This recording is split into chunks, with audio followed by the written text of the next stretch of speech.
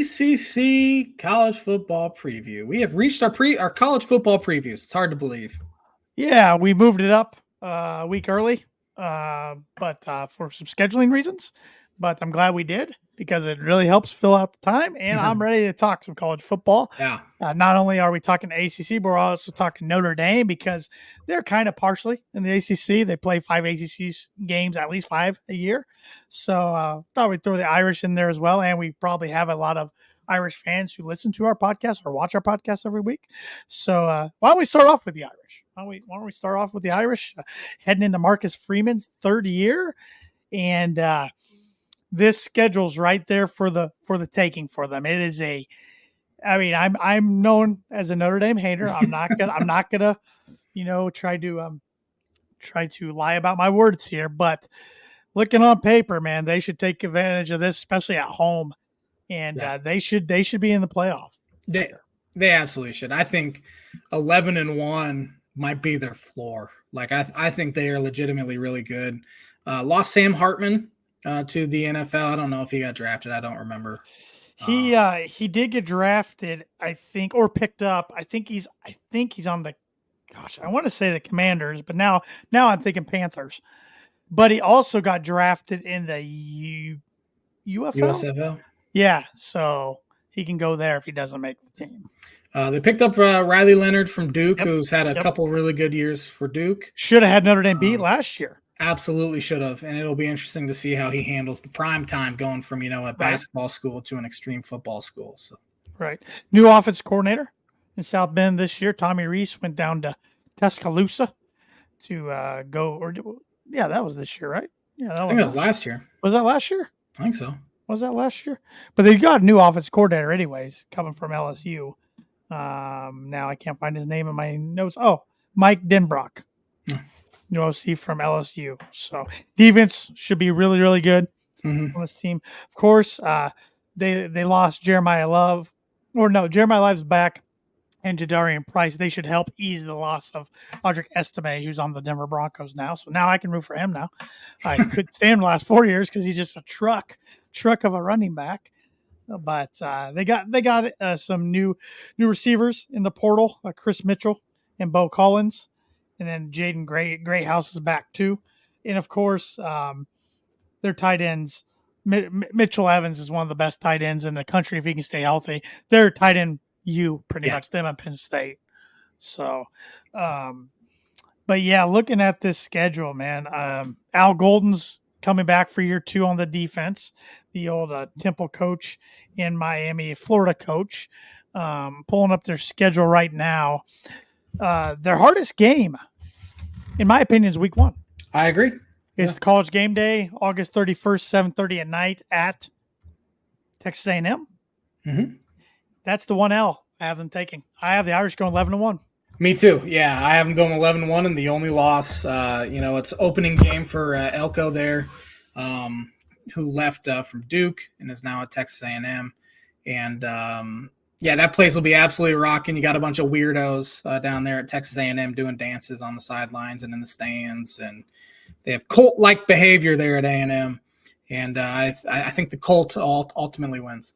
Well, it's like every year I look at Notre Dame's schedule. It's hard to not pick against them on the road, or at least think about, because they play so few road games. I about pulled the trigger on USC at the very end of the year. Yeah, but I just don't know what we're gonna get out of Lincoln Riley and USC this year. Big year for Lincoln there. Yep. Any other games that pop out that you're like they could lose this one? Honestly, no. Florida State at home. I mean, that's probably their toughest home game. Sure. It's a night game in November, though. Those Florida boys probably aren't going to like the South Bend weather on November 9th. Yeah.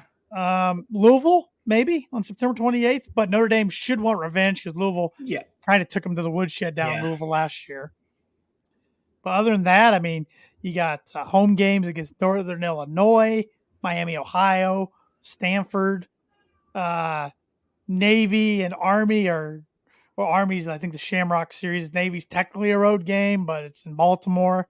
Virginia's at home. I mean, they really lucked out this year with they do play Florida State, but no Clemson, no Miami, Florida. Um, I mean, really, they don't play too many teams from the middle up in the ACC even. No. So they do travel to Purdue. I hope that's competitive, but history tells me history tells me it'll be competitive at Ross State, but Notre Dame will win. That's what Is history that a tells night me. game? It's a 3:30 CBS game. Okay. So history tells me because usually Purdue can keep competitive in Ross State. South Bend, not always. When's the last time Notre Dame played at Ross State? Was that the Turbush?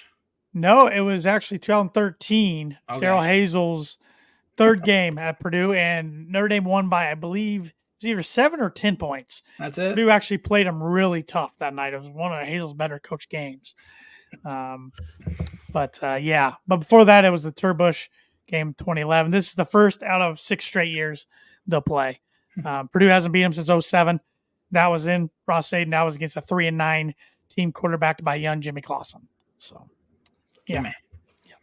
But the Irish got to be pretty good. I mean, it hurts my soul to pick them 11-1, but I put 11-1 as my prediction, ceiling 12-0, and I had their absolute basement at 9-3. Absolute basement. That's losing like Florida State, USC, and A&M. Yeah, they should be really good. I mean, we have seen it though. I mean, Marshall got them at home 2 years ago, but of course that was Marcus Freeman's first year. But they should be really good. Xavier Watts, All-American. He's a beast on the defensive line. They also have Haywood Cross at defensive tackle, cornerback Benjamin Morrison. I mean, they also got transferred Rod Hurd to second from Northwestern, Jordan Clark from Arizona State. So, and to complete their backfield. So, yeah, they're going to be Riley Mills is another one with him and Cross, a defensive tackle. Yeah, they're tough to run against on College Football 25. Let's put it that way. So if that translates into the actual games, they're going to be pretty good to go. So they do have to replace multi-year starters at linebacker, but Freeman's a linebacker at heart, so that's what he played in college. That's what he started. His first position coach was a linebacker spot at Purdue, so he knows linebackers pretty well. The weird thing, the weakness of this Notre Dame team might be the offensive line. That's weird to say because they're kind of a factory, but they have to replace 3 starters, including Joe Alt, who was an All-American and went in the top 15 of the draft. Yeah. So top 10 of the draft, actually, I think. So if they can keep Riley Leonard upright, they're going to be favored more times than not. He's a different sort of quarterback than Hartman, because Hartman was extreme, pocket guy. Yep. And Leonard can run a little bit. Sure, so it'll be interesting to see how they can utilize him. It'll be probably exciting for Notre Dame fans to see something a little different there. But Notre Dame's when we get to the final week of our predictions, which will be week 1 of the college football season, we'll do our full 12-team playoff field. But with 11-1 record, they're definitely in my playoff. Yeah. So. But who do you have winning the Atlantic Coast Conference this year, J-Man? I have Florida State. Even after, they lost Jordan Travis, Trey Benson, Keon Coleman to the Bills, Johnny Wilson on offense. They get DJ Ugalugale from Oregon State, former Clemson guy. He should fit right in. He had a very good 2 years at Oregon State. They picked up Roydell Williams and Malik Benson from Bama, Marvin Jones, Cam Riley, Devontae Brown, and Earl Little on defense. They should be very good once again. Yep. They should have revenge on their mind. In my opinion, they should have been in the playoffs last year. Would it have been ugly? Yes, but they should have got in. Yeah, they earned it. Mike Norvell, I'm sure he's preaching about that. But I actually have Florida State number 2. I have them number 2 in the ACC. I have the Clemson Tigers taking back the top spot in the ACC. And Dabo's not going anywhere. But he might need that because they're 30-10. Since 2021, most programs they built a coaching statue, but not in Clemson. Not that since they won a couple natties, they're getting fired up there. But Garrett Riley's in his second year as offense coordinator, so that should help. There's a lot of new things going on with the offense there. Kate Klubnik's back. Phil Maffa, I believe is how you pronounce his name, and running back coming back. Bryant Wesco and TJ Moore, really good wide receivers. Defense only returns 2 starters though. So, they're always good defensively. They'll be led by Barrett Carter this year. Right. They did lose Will Shipley on offense, which will hurt. The offense was bad, and it almost feels like with the NIL transfer portal that the game is starting to pass Dabo by quickly. He refuses to use the portal for one. Does not have a single transfer on the 3 deep depth chart. Yeah, and that'll catch up with him eventually. You have to use it a little bit. You don't have to use it a ton. I don't think if you're a program like Clemson, we got to get it in there a little bit. I understand wanting to still have, true freshmen on your team and wanting to build those culture, build the culture and build those leaders and everything. But you like you said, you're going to get passed by if you don't get in the portal a little bit. So too much talent out there. Especially after how bad they were on offense last year. Yep. I don't think Klubnik's that great of a quarterback. So I have them finishing 4th. Oh my gosh. Well, yeah. I'm either going to look smart or really, really dumb. Having them number 1. I have Mike Canes finishing second. Number 3. This is the year that Cristobal actually gets them rolling. He needs it. He needs it. He does. They've recruited so well too. They picked up Cam Ward from Washington State, 61 total touchdowns the past 2 years. It come from air raid offense though to not so much of an air raid offense. That'll be interesting. Yeah. They had bad quarterback play from Tyler Van Dyke last year, who's at Wisconsin now. Loaded up on defensive transfers led by Michelle Brown, Simeon Barrow from Michigan State. This should be the year. Fan interest in Miami Hurricane football is non-existent these days. Yeah, they also got Damian Martinez, who's a stud running back in Oregon State last year. Talk about a program that was decimated by people leaving Oregon State. Of course, their coach left for Michigan State, so that was predictable. But I was looking. There's a couple teams in ACC that took guys from Oregon State. So, like you said, the biggest concern is on the defense side of the ball for Cristobal, and that's with the secondary. He lost a lot of secondary to graduation or the pros. So we'll see there. They did get Simeon Barrow on the interior line from Michigan State. Good player there. So it'll be interesting down there in Miami. I have NC State finishing 3rd. They're my 4th. Picked up transfer Grayson McCall from Coastal Carolina, who's had a great career at Coastal Carolina. 88 career touchdown passes. Jordan Walters transferred from Duke, 1,600 career rushing yards, and returned quite a bit on defense. Yeah, they also got transfers. Noah Rogers from Ohio State. People might remember him. Wesley Grimes from Wake Forest, and Justin Jolie from UConn. I mean, UConn's putrid, but Jolie is one of their better players. And then Jordan Waters had 819 yards at Duke last year. He should be their starting running back. 4 starters return to the trenches, and Notre Dame transfer Zeke Coral is going to be at center. They're one spot they don't have a returning starter, so their offensive line should be really good there in Raleigh. Their defense has ranked inside the top 3 in the ACC in fewest points allowed every year since 2021. So, if defense is good, it's going to keep you in ball games.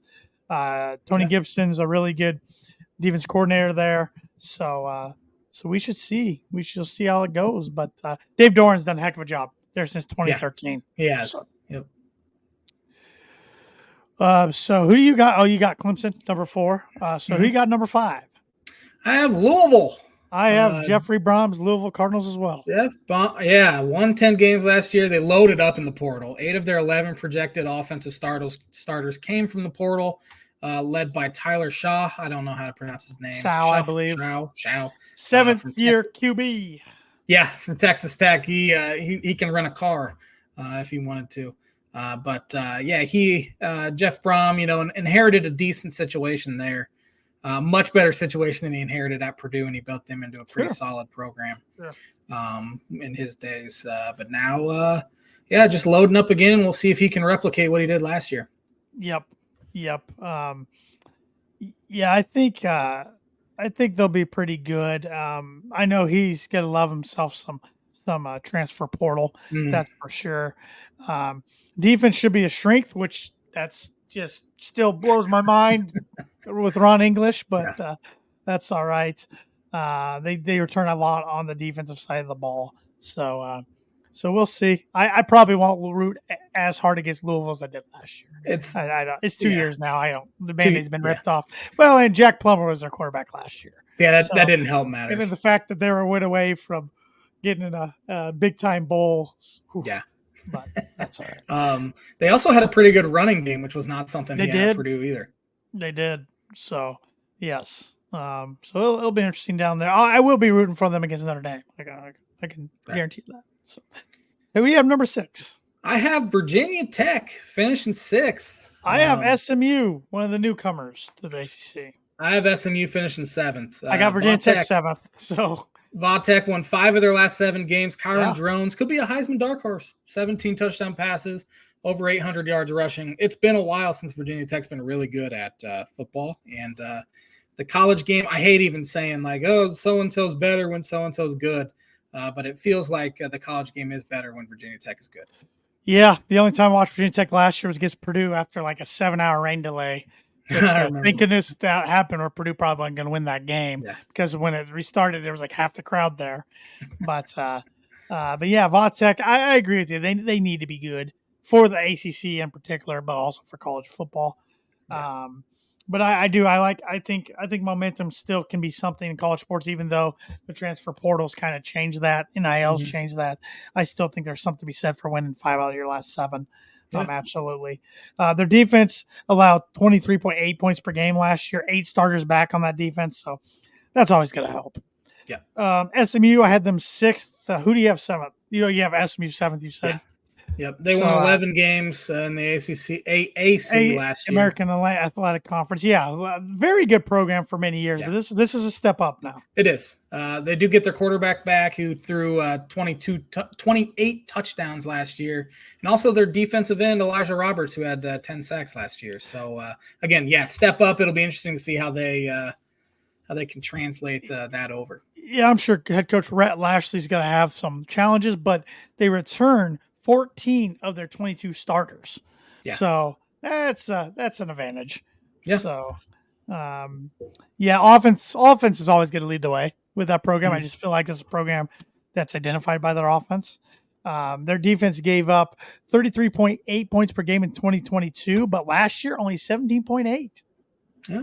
Big time improvement. So, so we will see. Who do you got finishing 8th? Georgia Tech. I got Georgia Tech 10th. I got North Carolina. Man. I'm the high man on Georgia Tech. They returned Haynes King, who threw 27 touchdowns and ran for 10 touchdowns. Also returned Jamal Haynes, who ran for over 1,000 yards. So they should be able to put up some points. It's all about defense. They also returned 4 offensive line starters. I remember watching them against Louisville last year. They probably should have beat Louisville. They were driving to win the game, and Haynes King got strip sacked from behind. Brent Key exceeded expectations last year, took over a program that had been down in a while, led them to a 7-6 season with a bowl win, of course, 4-4 in the ACC. So they do have a tough schedule. They play 11 bowl teams, including Florida State, Notre Dame, Virginia Tech, Louisville, and Miami. So it is going to be a tough schedule, but they can put up some points.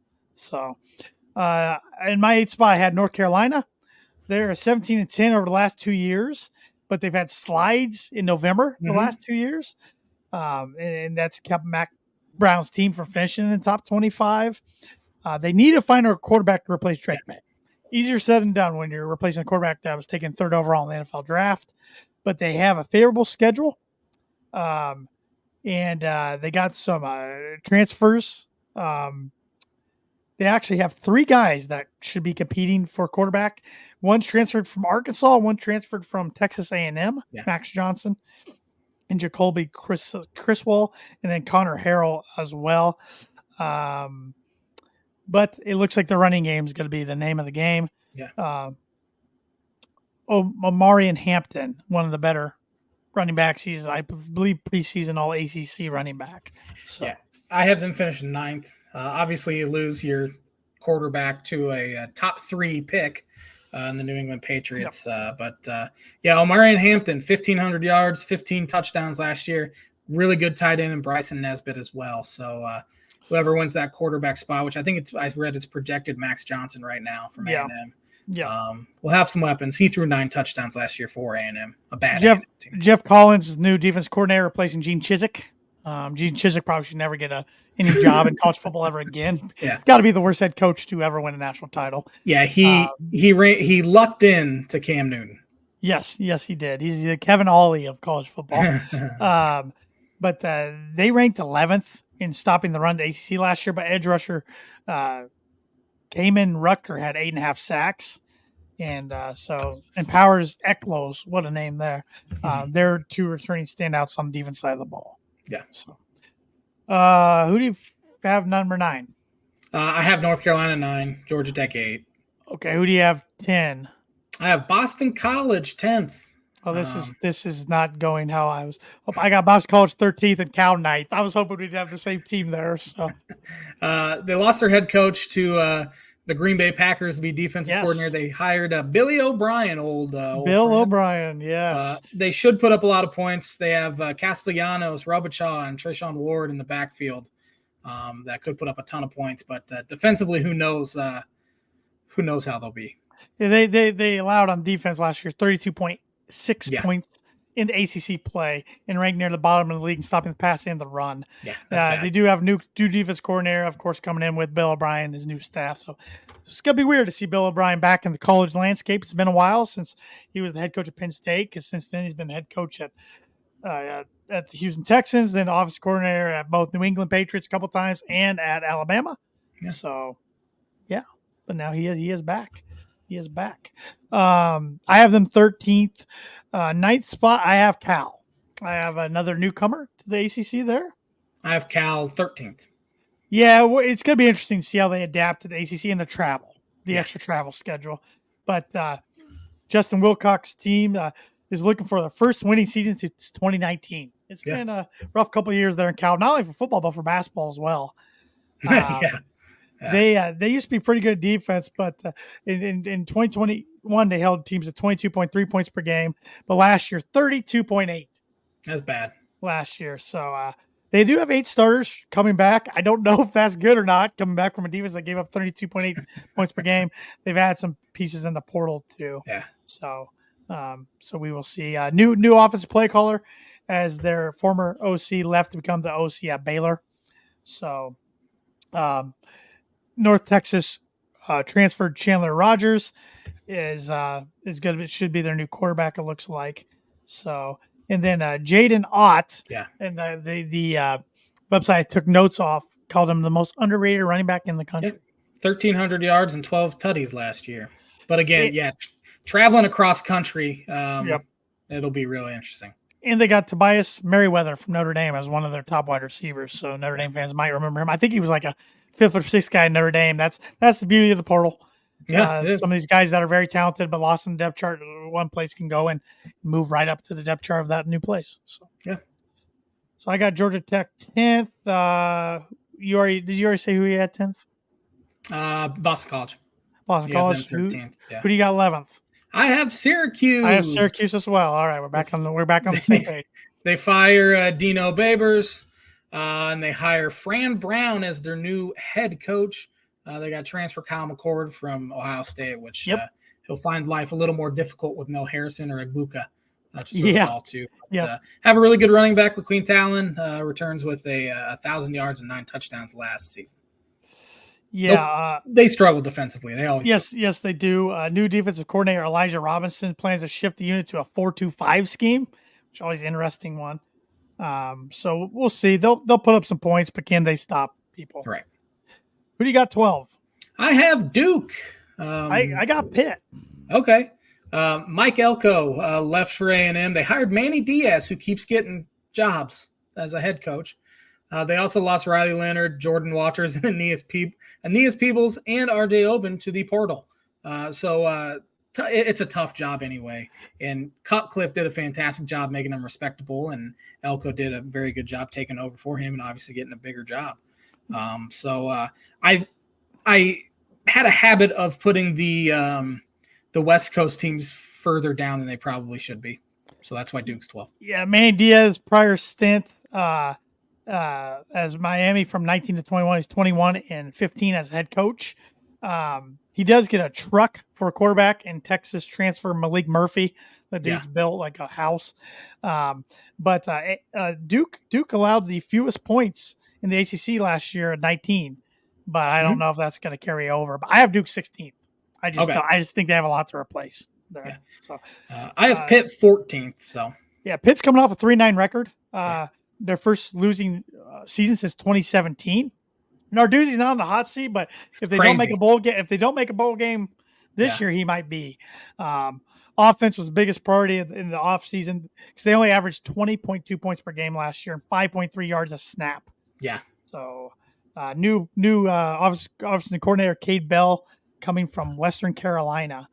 And they're going to try to play a fast tempo this year. So we'll see.